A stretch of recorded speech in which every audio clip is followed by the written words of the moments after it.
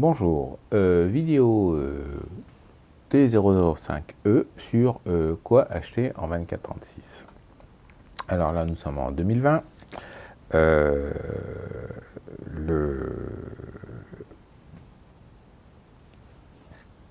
suppose que vous venez du mirrorless, parce que là, il y a Canon qui vient de se réveiller, il y a Nikon qui vient de se réveiller. Donc les deux ont sorti la deuxième version de leur...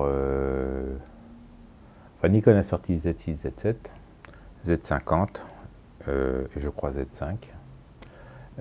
Et Canon vient de sortir R5, R6, et il y en a un autre qui est annoncé, et ainsi de suite. Donc c'est la deuxième génération pour Canon. Il y a eu le R quelque chose, et puis voilà. Et puis Sony est en train de sortir la version 4, cette R4 et ainsi de suite. Donc nous sommes au jour d'aujourd'hui avec des boîtiers qui tournent autour des 40 millions de pixels. Voilà. Donc on vient encore de monter une marche, de passer un gap. Et vous posez la question de quoi acheter en 24-36 argentique. Bon, bah, on va voir ça. Alors donc du coup, on va se demander pour quel usage. Du coup, on va se demander pour quel usage. Voilà. Quel type d'appareil et quel rendu. Et voilà. Et donc en fait, il faut prendre le truc à l'envers. En fait, c'est par le rendu que vous allez en venir au 24-36 argentique, parce que l'argentique vous permet des rendus qui sont très difficiles à faire en post-traitement numérique. Voilà. Il y a des patchs Silver, il y a la NIC Collection, NIK Collection qui est... Alors NIC Collection, c'est DxO qui a racheté le bazar, donc maintenant c'est redevenu payant, pardon, et qui permet avec des plugins qui s'appellent SilverFX, des choses comme ça, de faire des rendus argentiques, notamment noir et blanc, mais aussi couleur et pas que, à partir de fichiers numériques. Alors c'est quelque chose que je n'utilise pas, et c'est quelque chose qui, à chaque fois que je l'ai vu sur les forums et choses comme ça, m'a toujours donné l'impression d'un rendu outrancier, caricatural. Voilà, outrancier, caricatural de ce que pourrait être l'idée de l'argentique dans quelqu'un qui n'a jamais vu d'argentique. Voilà. C'est dit. L'argentique va, pour quelqu'un qui a un mirrorless et qui est intéressé pour avoir des objectifs avec des rendus spécifiques et qui va avoir trouvé des objectifs avec des rendus spécifiques, et peut-être que l'objectif va venir avec un boîtier qui est derrière, c'est une possibilité. Et donc du coup, vous allez dire, bah tiens, puisque j'ai le boîtier, puisque j'ai l'objectif qui va sur le boîtier, bah, si je mettais une pellicule qui est dedans. Alors le problème, c'est que la pellicule, il faut la développer, il faut la faire traiter. Donc vous avez des solutions comme Négatif Plus qui travaille par correspondance, et vous avez aussi Aurélien Leduc qui travaille par correspondance. Aurélien Leduc, c'est Labo Argentique. Il est passé à Limoges, et à partir du moment où vous travaillez par correspondance, l'endroit où vous envoyez ne change que par l'adresse que vous mettez sur le paquet. Donc que vous envoyez à Limoges ou que vous envoyez à Paris, pas loin de la gare de l'Est, c'est égal. Hein. Voilà. Après, vous allez chez qui vous voulez. Labo Argentique va vous vendre des pellicules, et peut-être que Négatif Plus, j'ai pas été sur leur site, peut-être qu'ils vendent aussi des pellicules. Donc vous achetez à un endroit et vous faites développer au même endroit, et ainsi de suite, et puis voilà, et puis ça marche. Et ça fonctionne par la poste, et moi je connais quelqu'un qui travaille avec Labo Argentique, il en est très très content, et puis le travail est très très propre. Très propre. Et puis il y a des gens qui travaillent, que j'ai vu qui travaillaient avec Négatif Plus et qui en sont contents aussi. Donc voilà, ça vous fait déjà 2 adresses à tester, c'est pas compliqué. De toute façon, il va falloir acheter le film, il va falloir acheter le film et puis après le faire traiter. On va pas, avant de savoir si ça plaît, on ne va pas commencer à acheter des cuves Jobo, des des agrandisseurs, des scanners ou des choses comme ça, ça va de soi. C'est quelque chose que vous verrez si vous voulez le faire ou pas en fonction de comment vous prenez ou vous mordez à l'hameçon. Voilà.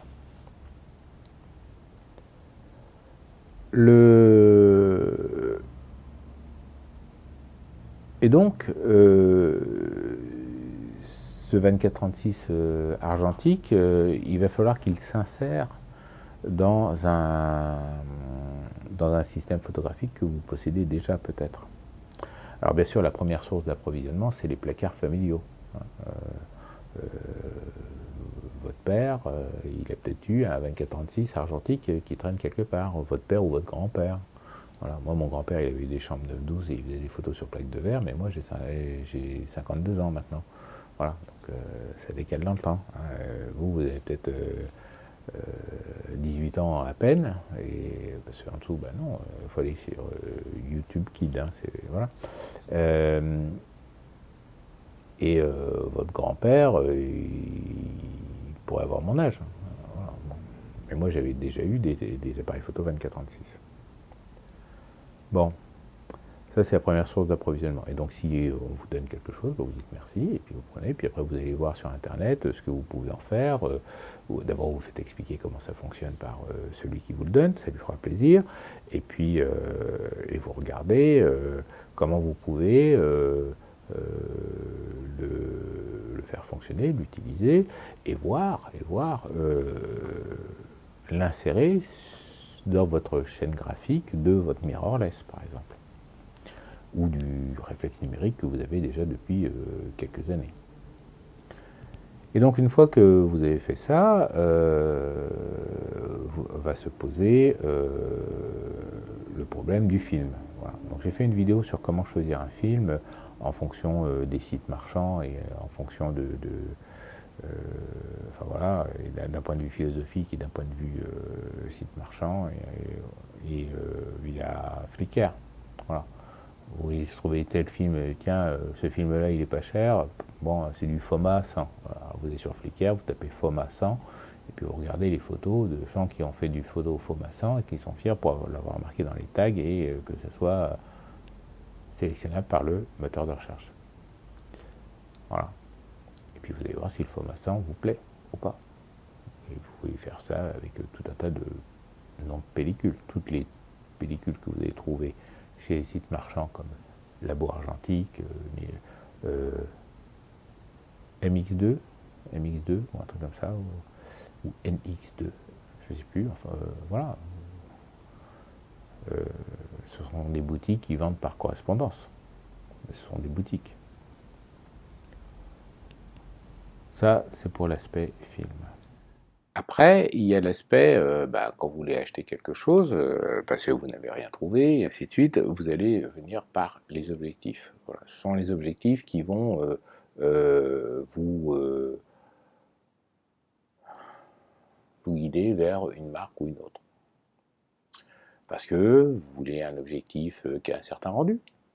Parce que vous aimez le rendu des photos que vous avez vues faites avec cet objectif-là, ou vous cherchez un objectif qui a le même rendu que tel objectif. Voilà. Par exemple, si vous cherchez les bokeh tournants, vous allez trouver, je sais pas, j'ai envie de dire une petite dizaine d'objectifs qui ont la capacité de faire des photos avec un bokeh tournant. Voilà. Vous faites un coup de Flickr, vous tapez bokeh tournant dans Flickr, vous cherchez des photos.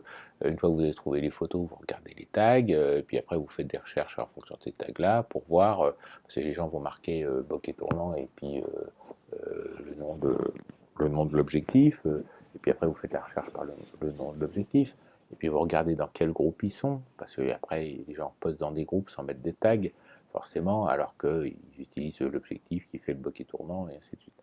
Donc il y a des façons de faire des recherches, hein. C'est les bases de la recherche internet, donc on trouve assez facilement. Voilà. Et puis vous allez après, donc quand vous avez sélectionné les objectifs qui vous intéressent, vous allez fouiller pour voir quel type d'appareil il y a avec. À partir de ce moment-là, vous aurez trouvé, entre guillemets, ce qui vous intéresse, parce que ce que vous savez qui vous intéresse. Voilà. Et il y a peut-être des choses qui vous intéressent et que vous ne savez pas. Voilà. Et donc du coup, vous allez faire la recherche inverse. C'est-à-dire vous allez d'abord chercher dans la marque quels sont tous les modèles qui existent, voir l'évolution, comment le modèle que vous avez trouvé se situe, à quel endroit dans l'évolution. Et après, bien sûr, se poser la question de savoir est-ce que ça se répare ou pas, est-ce que c'est fragile ou pas, est-ce que ça casse ou pas, et comme quoi vérifier quand on va l'acheter. Voilà. Et donc, vous allez choisir l'appareil. Donc, alors j'ai marqué le type d'appareil. Vous allez choisir, bien sûr, en fonction de la gamme d'optiques. Vous l'avez choisi pour une optique, mais quelles sont les autres optiques qu'on peut mettre dessus, pour sa gamme d'accessoires, pour sa versatilité. Voilà.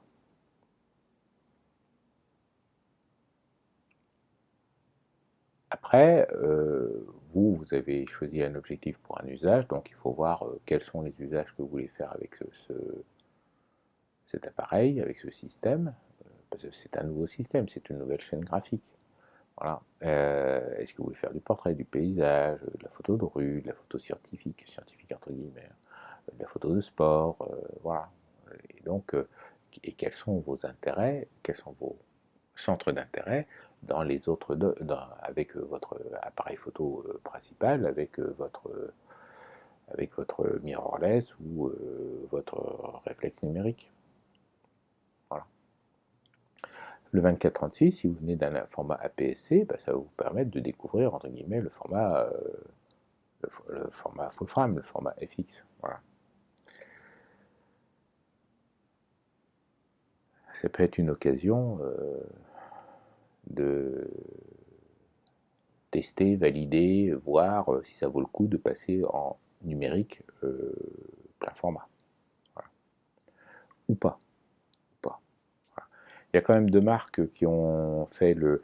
Il y a deux marques intéressantes. Il y a deux marques qui ont fait des choix intéressants, qui sont Fuji et Olympus. Alors Olympus a fait le Fuji de rester dans le micro 4 tiers, mais là ils viennent d'annoncer qu'ils abandonnaient la photo, donc ils ont vendu la marque, Olympus a vendu la section photo a vendu sa section photo, qui va continuer sous le nom d'Olympus, mais par un autre groupe, une autre marque. Et donc ça, j'ai vu ça dans une news de mon petit réflexe. On est en, donc c'est une news de juillet, août ou septembre 2020. Et il en parle. Enfin bon. Allez voir sur sa chaîne mon petit réflexe. Et Fuji, eux, ils sont en format APS-C et moyen format. Et ils font pas de 24-36. Alors c'est une démarche intellectuelle intéressante à laquelle on pourrait se poser la question, sachant que tous les autres acteurs, que ce soit... alors, c'est pas le cas de Pentax, mais on peut considérer Pentax, Nikon, Canon, Sony. Sony, c'est Minolta Offset. Sony, c'est bien sûr Sony, mais Sony a racheté Minolta pour faire des appareils photo. Voilà, donc Minolta,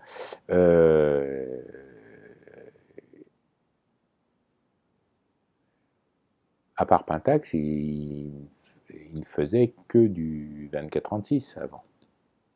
Voilà. Alors Pentax faisait du moyen format aussi, et Fuji aussi. Et Fuji aussi. Fuji aussi faisait du moyen format. Donc c'est amusant qu'ils squeeze la case full frame. On peut se poser la question pourquoi. Donc le 24-36, vous allez. Alors quoi choisir comme appareil? Donc là, on est en 2020. 24-36, ça commence à dater. Donc, vous avez le choix toujours entre, si vous l'achetez, si on vous le donne, on vous le donne. Vous dites merci, voilà. Si vous l'achetez, vous avez le choix entre plusieurs genres d'appareils. Vous avez les compacts, vous avez les appareils photo amateurs et les appareils photo professionnels. Puis vous avez plusieurs générations. Vous avez la génération autofocus Et puis vous avez la génération d'avant l'autofocus. Voilà. Alors, et puis ces appareils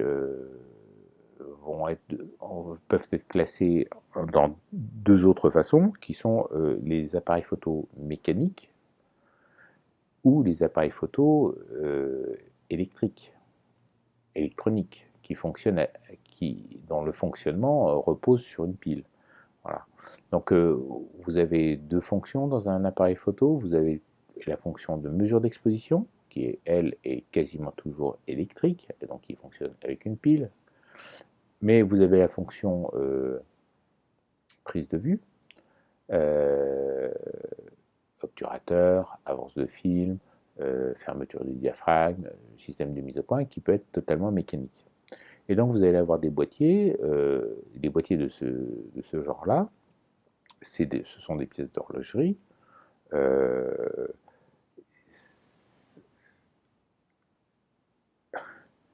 je ne vais pas dire que ça se répare sur un coin de table, parce que justement, il faut éviter les margoulins qui réparent n'importe quoi, n'importe comment, sur un coin de table, à coup de WD-40, de marteau et de burin. Il faut aller chez des vrais professionnels qui ont les outils de mesure pour les régler et qui connaissent. Parce que, oui, quand tu sais réparer un Leica, ou quand tu sais réparer un Nikon, ou quand tu sais réparer un Rolleiflex, tu sais réparer un Nikon, un Leica ou un Rolleiflex. Mais tu connais pas forcément toutes les subtilités du réglage du Canon. Voilà. Ou si tu sais réparer un Canon, tu connais pas toutes les subtilités du réglage du Nikon. Voilà. Donc quand on lit des manuels de réparation, alors on en trouve sur Internet, on en trouve en PDF sur Internet, on en trouve sur eBay à vendre, voilà. Ben vous allez vous apercevoir qu'il va dire oui, pour démonter ça, on dévisse ça, on dévisse ça, on dévisse ça. Alors le démontage ça va, mais pour le remontage, tac tac, hop, faut mettre la graisse numéro de 00247-802-B. Voilà. Alors, si tu sais pas, c'est la référence de chez le fabricant. Si tu sais pas à quoi ça correspond, tu sais pas ce qu'il faut mettre. Voilà. Et moi, je m'étais amusé à lire le manuel d'entretien, pas le manuel de réparation des obturateurs Compur. Euh, ben d'abord, il y a beaucoup plus de modèles que je pensais. Et puis, les plans de réglage, les plans de graissage, pardon, on s'aperçoit, il faut mettre juste sur cette arête-là et faire attention de ne pas baver. Et puis ce pivot-là, il faut le graisser, mais pas celui d'à côté, et ainsi de suite. Voilà. Donc il y a quand même une complexité. Donc ce qu'il faut regarder, c'est dans ce que vous allez choisir, c'est euh, est-ce qu'il existe toujours l'artisan pour le réparer. Et force est de constater qu'il y a beaucoup de marques qui sont très difficilement réparables, même si les boîtiers sont bons. Je pense à Miranda.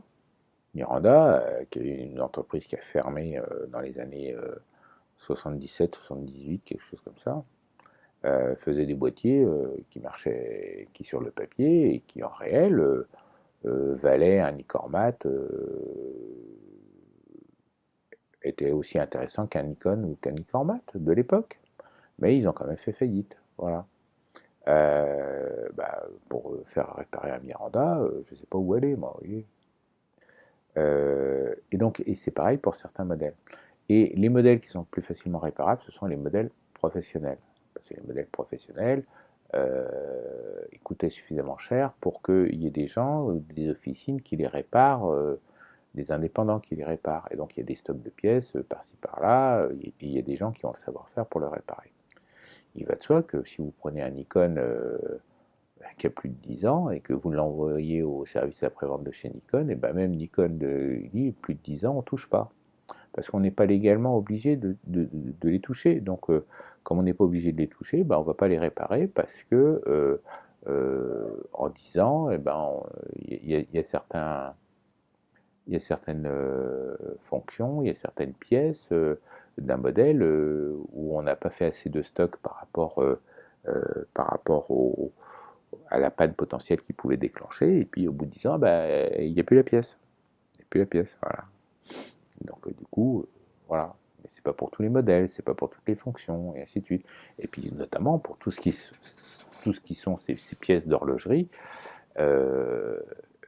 souvent ce dont elles ont besoin, c'est juste du bon nettoyage, parce que échanger les lubrifiants aux bons endroits. Voilà.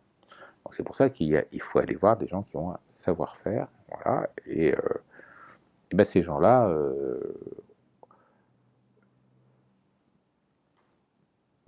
ben, c'est des boutiques, c'est des entreprises, voilà, ils ont pignon sur rue, ils sont dans les pages jaunes, voilà. Alors, de temps en temps, ils discutent dans les forums parce que il faut bien, parce qu'ils discutent sur les forums, mais voilà, ce sont des entreprises. C'est pas un membre du forum qui fait ça sur sa coin de table de cuisine. Voilà, voilà.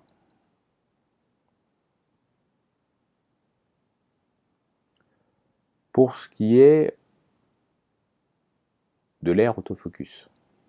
Alors, de l'air autofocus, bah, on va distinguer. Alors, je connais bien la marque Nikon, je connais de loin, de très loin, la marque Canon. Les autres, je connais pas bien, voire pas du tout. Donc, on va parler de ces deux marques-là. Euh, je n'ai jamais lu dans aucun forum des problèmes de compatibilité avec les objectifs Canon sur les boîtiers Canon autofocus. C'est pas non plus un sujet que je fouille et que je cherche et ainsi de suite, mais grosso modo, il n'y a pas d'incompatibilité notoire, criante et ainsi de suite. Voilà. Tout simplement parce que euh, les premiers objectifs autofocus de Canon étaient déjà complètement électriques, tous complètement électriques, et donc du coup, bah, il n'y a pas de raison que ça ne fonctionne pas. Il y a peut-être éventuellement avec les objectifs à décentrement où il faudrait vérifier parce que c'est uniquement ce cas-là et encore j'y crois pas. Chez Nikon, c'est pas du tout pareil. Chez Nikon, effectivement, c'est la même baïonnette. Physiquement, sur mon D5300, je peux monter un objectif en faisant un peu attention, mais un objectif de 1950, 1960, voilà, sans problème. 1958, j'allais dire. Oui, 48, 58, oui, 1958, il n'y a pas de souci, 58, 59. Ça se montre. Par contre, l'objectif et le boîtier ne vont pas causer ensemble. Et donc, du coup, ça va m'amener des dysfonctionnements. Euh, le, le mode de gestion de l'autofocus, le mode a changé. Et donc, du coup, bah, par exemple, j'ai un 12-24 qui fonctionne très bien sur une Nikon F4 et F5, mais qui fonctionne pas sur l'autofocus, ne fonctionne pas sur le D5300. Voilà. Donc, il y a volontiers des petites incompatibilités parce que ah, ils ont rajouté un plot là, ils en ont enlevé un là, et ainsi de suite. Enfin bref. Donc voilà. Dans ce cas-là, il faut regarder les possibilités, les générations des boîtiers, et puis comme tout, tous les prix ont chuté, et ainsi de suite, est-ce que ça vaut le coup de s'emmerder avec un boîtier amateur alors que pour 150 euros ou 200 euros, tu peux avoir un boîtier professionnel? Voilà. Euh, c'est à vous de voir. Il faut regarder le volume, le poids du boîtier et puis se dire est-ce que ça vaut le coup, est-ce que je vais trimballer ça ou pas, et ainsi de suite. Euh, les boîtiers amateurs sont très bien, hein, sont très bien, mais ils ont des incompatibilités que parfois n'ont pas les boîtiers professionnels. Et puis ils ont des conforts de visée que n'ont pas les boîtiers. Ils n'ont pas le confort de visée qu'ont les boîtiers professionnels. Voilà. Euh, le, avec le temps, moi j'avais des fonctionnalités sur mon Nikon F4, j'avais la poignée pour avoir 5 images secondes, 6 images secondes.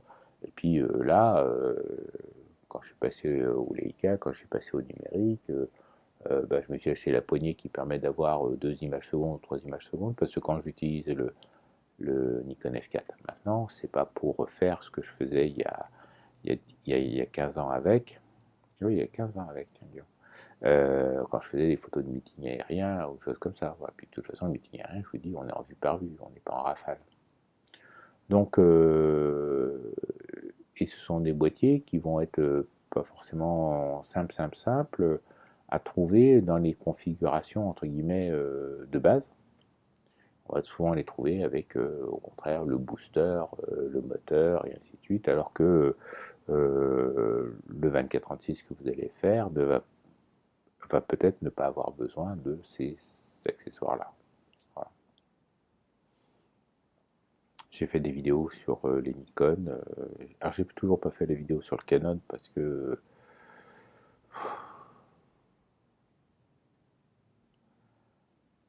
j'ai pas tellement grand chose de positif à dire sur la marque Canon. J'ai 3 boîtiers Canon de 3 générations différentes. Et, oui, les Canon anciens, très anciens, c'est très bien. Voilà.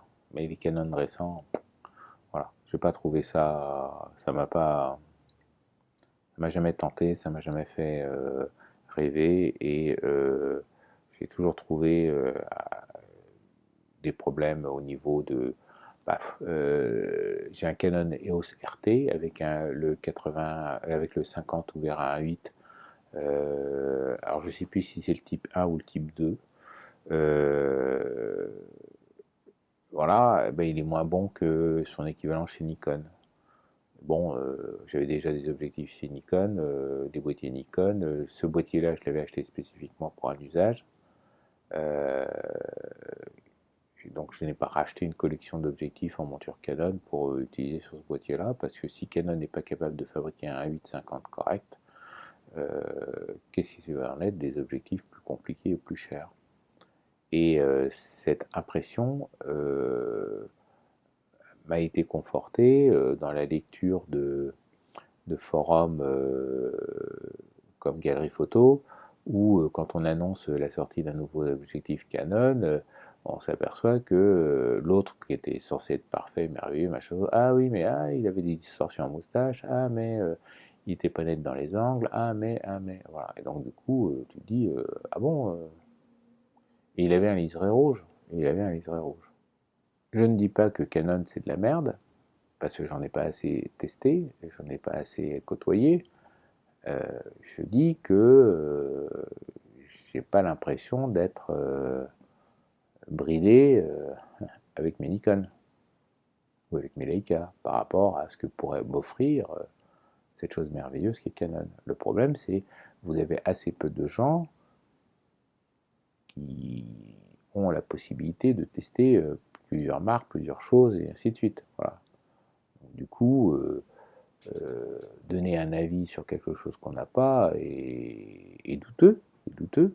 Moi, je peux donner mon avis sur le Canon AE1, le EOS RT et le Canonnet A9QL. Voilà, parce que c'est les 3 boîtiers Canon que j'ai. Voilà. Canonnet A9QL, très bien, très bien, impeccable, ça marche très bien ça. Ça marche très bien. Si vous, voilà typiquement le type de boîtier, si vous le trouvez en bon état, parce que c'est un boîtier amateur, donc pas forcément conservé correctement, si vous le trouvez en bon état et qu'il fonctionne, et que vous dites, tiens, j'aimerais bien faire du Leica, du télémétrique, et ainsi de suite. Alors j'aborderai pas du tout le télémétrique ici, parce que j'ai fait une vidéo spécifiquement sur quoi acheter en télémétrique. Mais voilà, si vous voulez rentrer sur le télémétrique, sans dépenser une blinde, un Canonnet QL, voilà, un 7, un 9, et bien, à voir. Bon, enfin bref. Donc en Nikon, moi, ce que je vous conseille, alors quoi vous conseillez si on fait abstraction du problème de réusage des objectifs pour utiliser sur votre mirrorless, vous avez Olympus, OM1, OM2, OM1 toute version, OM2 toute version, OM3, OM4 toute version, qui sont intéressants. Chez Pentax, vous avez le Pentax LX qui est très bien. Vous avez le ME Super qui est intéressant. Vous avez le Spotmatic. Alors, le Spotmatic, lui, il est en 42 à vis, qui est intéressant, qui est entre guillemets un modèle historique, chose comme ça, et qui est intéressant. Et vous avez le Pentax K1000, donc qui est en monture K, qui est suffisant, qui marche très bien, ça est impeccable. Je vous déconseille la série des P30, P, choses comme ça, c'était un peu merdique, ainsi de suite. Et vous avez des versions dans des années 70, les versions K, K2, KMD, ainsi de suite, qui doivent être très très bien,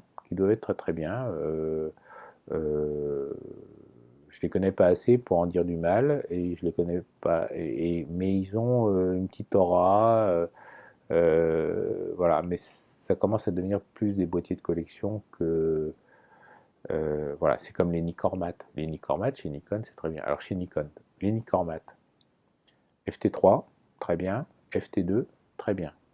FT2 à fourchette. Je vous renvoie dans la vidéo chez les Nikon. FT3, couplage AI. Vous avez, je vous déconseille finalement la série FE, FM, FE, FE2, FM3, A. Le FM3A est en fait un FE, était en fait un FE3 et pas un FM3, voilà. FM, FM2 et FM3A, je vous les déconseille. C'est vrai que c'est un peu plus compact que l'Unicormat, ça va pas, mais je trouve que la visée est moins belle, elle est moins grossie, voilà. Et puis il y a des fragilités dans l'obturateur. Il y a des fragilités dans l'obturateur parce que ce sont des obturateurs qui montent volontiers au 2 millième, voire au 4 millième de seconde, et ils ont poussé le curseur un peu loin, et donc il peut y avoir des fragilités dans l'obturateur, il faut faire attention avec ça, et de toute façon, ça se répare plus, hein. Il faut pas cela, il faut changer la pièce, il faut avoir la pièce détachée, et voilà. Nikon F, F2, F3. Alors, FF2, il n'y a pas de souci. Il faut juste vérifier vous mettez en 1 seconde, temps de pause 1 seconde, et vous faites et vous déclenchez. Et il ne faut pas que le deuxième rideau rentre lentement dans la fenêtre d'exposition et parte d'un coup. Voilà. Vous allez incliner, vous allez voir le rideau avancer lentement au fur et à mesure que vous allez entendre la minuterie tourner. Ça, c'est normal. Et puis, schlac, ça part. Et le schlac, ça part, il faut que ça parte de l'intérieur. Voilà. Et quand vous allez le mettre sur 1 seconde, vous allez être en fait très très proche de la fenêtre d'exposition, parce que ça parcourt le temps pendant que la minuterie décompte. En fait, il y a un petit bras de levier qui retient le second rideau et qui est entraîné par la minuterie, et donc il avance. Puis à un moment donné où le bras de levier libère le deuxième rideau et il part motorisé par la tension du ressort de rappel qui est à l'autre bout. Voilà, c'est comme ça que ça fonctionne un obturateur. Et donc sur le F2, si vous voyez passer le truc, c'est le signe que le levier qui retient le second rideau est desserti. Et ça c'est pareil, ça c'est typiquement la panne du Nikon F2 qui n'est pas réparable parce qu'il n'y a plus de pièces. Parce que voilà, il y a quelqu'un qui a dit, au lieu de la tailler dans la masse, on va la faire en 2 pièces serties. Et puis en fait, avec le temps, et le sertissage prend du jeu, et donc votre pièce s'ouvre, claque et libère le bazar. Alors, cela n'a fait que la seconde. Donc si vous faites une demi-seconde, vous ne le voyez pas. Donc l'appareil est utilisable. Voilà. Et vous avez un appareil où la seconde, vous allez avoir un problème sur le côté. Voilà. De mémoire. Moi, c'est un problème que j'ai eu sur un F2 que j'avais acheté dans les années 84, 85. 84, 85. Voilà. Oui, c'est un problème que j'ai eu sur un ou deux F2, je ne sais plus. Voilà. Le F3, ça n'est plus réparable. Je m'explique. Le F3 a un support, a un circuit imprimé qui est en flexible. C'est-à-dire que vous avez des pistes en cuivre, le cuivre c'est quand même relativement mou, qui est pris entre deux couches d'un plastique marronasse qui je pense est du Kapton. Voilà. Donc le Kapton c'est un produit de chez Dupont de Nemours, comme le téflon, le nylon et ainsi de suite. Voilà. Donc voilà, le Kapton c'est eux qui ont inventé ça. Et avec le temps il devient sec et cassant. Et donc du coup, s'il est devenu sec et cassant, au démontage, il est obligé de dessouder des fils, de plier, déplier le truc casse, et le circuit casse, et le circuit il n'y en a plus. Donc, échanger un circuit sur un Nikon F3, je ne sais pas combien d'heures de travail ça représente, donc du coup, ça vaut plus le coup de les réparer. Ça vaut plus le coup de les réparer. Mais si votre F3 fonctionne, il n'y a pas de souci, il fonctionne, et puis voilà, basta. Et puis, mais par contre, le jour où vous aurez un problème quelconque, de compteur qui ne revient pas à zéro, de barillet de vitesse qui saute, ou ainsi de suite, bah, c'est même pas la... Enfin, vous pouvez tenter le coup de l'envoyer à réparer, mais il y a de fortes chances, si le réparateur est sérieux, qu'il vous dise non, moi j'y touche plus. Voilà, moi j'y touche plus parce que j'ai plus la pièce et que je sais pertinemment que il sera foutu. Voilà, il sera foutu. En Canon, alors en Canon, Canon a eu plusieurs baïonnettes différentes au fur et à mesure de son histoire. Donc ça commence dans les années. Alors j'ai fait un coup de Wikipédia et de Sylvain Algan, pardon, du site de Sylvain Algan pour essayer de voir. Et donc pour les boîtiers réflexes, pour les boîtiers télémétriques, parce qu'ils ont commencé par faire des boîtiers télémétriques. Ce sont, paraît-il, de très belles copies bien fabriquées de Leica 800, donc il n'y a aucun souci. Et moi, ce que je lis sur Sumilux, on n'a jamais des posts sur l'R2, ah, j'ai un souci avec mon Canon télémétrique. Voilà. Donc ce sont des possibilités intéressantes. Il y a des boîtiers comme le 7, le 7S, 7ZS, 7, Canon 7, Canon 7ZS, et ainsi de suite, ou le Canon P, par exemple, qui sont intéressants. C'est un peu gros, c'est du 800, 39 à vis, donc on peut mettre plein d'objectifs. Le 7 permet d'avoir accès au Canon 0,95 50 mm qui est spécifique pour lui. Bon, c'est un ensemble que vous allez trouver aux alentours de 2000-2500 euros au jour d'aujourd'hui. Voilà. Ensuite, vous avez donc ça c'est pour les télémétriques. Du coup, les objectifs Canon télémétriques sont aussi intéressants. Voilà. Ensuite, vous avez les réflexes. Et donc les réflexes, Canon a beaucoup changé de baïonnette. Parce qu'il y a eu la baïonnette R, qui n'a rien à voir avec le mirrorless de 2020. Il y a eu la baïonnette R, FL, FD, EOS. Voilà, donc ça fait 4 baïonnettes. Mais chez Nikon, vous avez eu la baïonnette F, AI, AIS, AF, AFD, AFS, G. Donc, Canon, au moins, mécaniquement, ça ne se montait pas. Hein. Entre FD et EOS, ça ne se monte pas. Entre FL et FD, la FL ne doit pas être à diaphragme automatique et la FD doit être à diaphragme automatique. Et par contre, entre R et FL, je ne sais pas du tout ce qui se passe. Voilà. Mais bon, c'est un épiphénomène.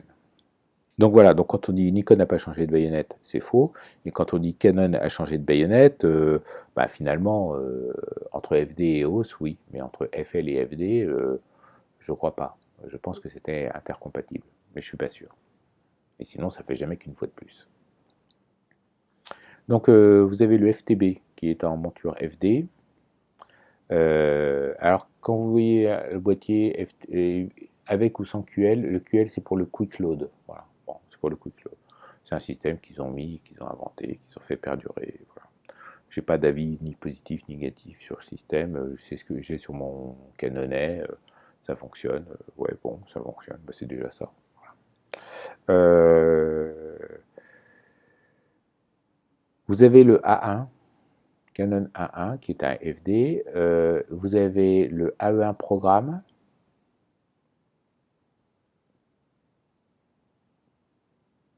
Voilà, mais il faudrait choisir le mode pour le Canon A1 programme.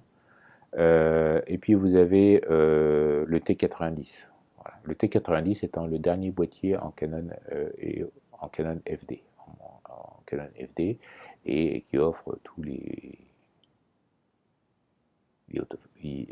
non, il n'est pas autofocus, le T90. Il offre tous les programmes. C'est un boîtier professionnel et il offre tous les programmes. Alors, en boîtier professionnel, il y a eu le Canon F1 chez Canon. Je vous le déconseille. C'est une jolie bête, c'est une belle bête, c'est beau, c'est magnifique. C'est un espoir, c'est une tentative totalement désespérée que d'essayer de concurrencer Nikon en boîtier professionnel. Il y a deux, trois solutions techniques qui sont complètement loufoques, qui est notamment de faire changer le diamètre le diamètre de la mesure le diamètre de la mesure dans le champ par le verre dépoli. C'est-à-dire qu'il y a un séparateur, il y a la cellule, alors c'est ça qui est génial. Ils ont mis la cellule dans le boîtier, très bien, impeccable. Mais ils ont mis la cellule dans le boîtier à peu près au niveau du dépoli, et donc il y a un diviseur de champ qui envoie de la lumière vers la cellule, et donc du coup c'est en changeant de dépoli que vous changez la largeur du diviseur de champ, et donc que vous changez sa capacité de mesurer en spot ou en pondéré ou ainsi de suite. Voilà. Et puis après vous avez des prismes dans lesquels il y a d'autres cellules ou qui sont capables de piloter ou non de faire varier ou non la vitesse et ainsi de suite. Donc c'est une usine à gaz. Voilà, c'est pas parce que vous avez le prisme que vous avez forcément le petit cordon qui relie le moteur pour alimenter le prisme et ainsi de suite. Voilà. Donc c'est quelque chose de très compliqué. C'est un sujet de collection. Voilà, c'est un sujet de collection. Maintenant, pour l'utiliser, c'est autre chose, c'est vous qui voyez. En EOS, argentique, le RT, l'EOS 600 est intéressant. C'est le troisième boîtier qu'ils ont sorti. L'EOS 600 est intéressant parce que il n'est pas encore sapin de Noël avec flash intégré, des choses comme ça. Il était classé amateur averti.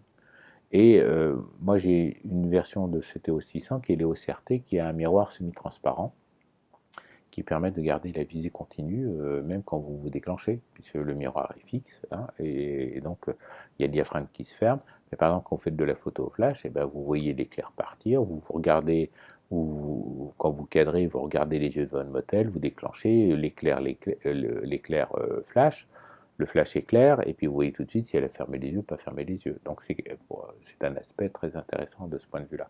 C'est aussi un aspect intéressant pour tout ce qui est photo astronomique ou des choses comme ça, enfin qui fait encore de la photo astronomique en argentique, ça, je sais pas trop. Moi je l'avais acheté pour la photo astronomique. Voilà. Je connais pas assez bien les versions suivantes pour vous en conseiller d'autres. Il y a l'EOS 1, qui est entre guillemets le professionnel de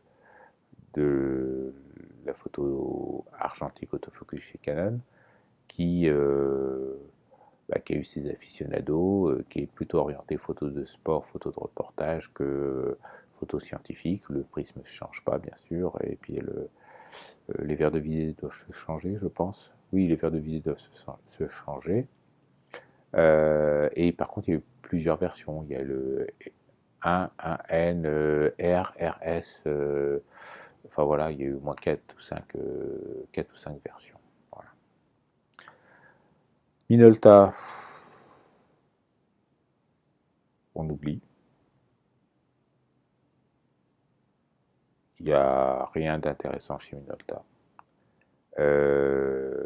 qu'est-ce qu'il y a d'autre comme marque Patax, Olympus, Minolta. Alors après, vous avez les marques un peu bizarres, un peu cheloues, comme Mamiya. Mamiya fait du 24-36. Ils ont arrêté, ils ont failli faire faillite à cause d'un modèle où ils ont eu plus de 50% des retours en SAV. Ça leur a coûté les yeux de la tête. Donc ils ont dit c'est bon, le ZEX, on arrête, on s'arrête là, et voilà. Donc Mamiya, on oublie. Petri, Ricoh, Konica, on oublie. Les boîtiers sont peut-être bien, mais vous les faites réparer ou on ne sait pas. Par contre, chez Konica, vous avez deux trois objectifs assez intéressants. Voilà. Et notamment, j'ai acheté un 57 ouvert à 1.2 ou un truc comme ça, qui marche plutôt pas mal. Voilà, qui marche plutôt pas mal. Que je monte sur mon mirrorless. Après, bon, il y a des marques encore plus anciennes comme Petri, comme alors il y a les Ruskov. Alors eux, on n'a pas parlé des Ruskov. Vous avez Praktica, Praktica, Zenith, des choses comme ça. Bah, s'ils fonctionnent, ils fonctionnent. Et s'ils fonctionnent pas, ils fonctionnent pas. Mais c'est pas grave parce que vous en rachetez un autre et que s'ils fonctionnent, ils fonctionnent. Et puis voilà. Parce que bon, là, par contre, vous pouvez aller voir le bricolo du coin qui fait ça sur sa table de salle à manger ou de salon en regardant TF1. Il va vous faire ça très très bien parce que c'est hyper basique comme mécanique et ainsi de suite. Il n'y a pas de subtilité, il n'y a pas de truc comme ça. Et puis tout ce qu'on lui demande. Voilà. Alors, si un jour vous allez dans une brocante, dans une foire photo, des choses comme ça, et que vous croisez un zénith, mettez l'œil dans un zénith une fois dans votre vie. Voilà.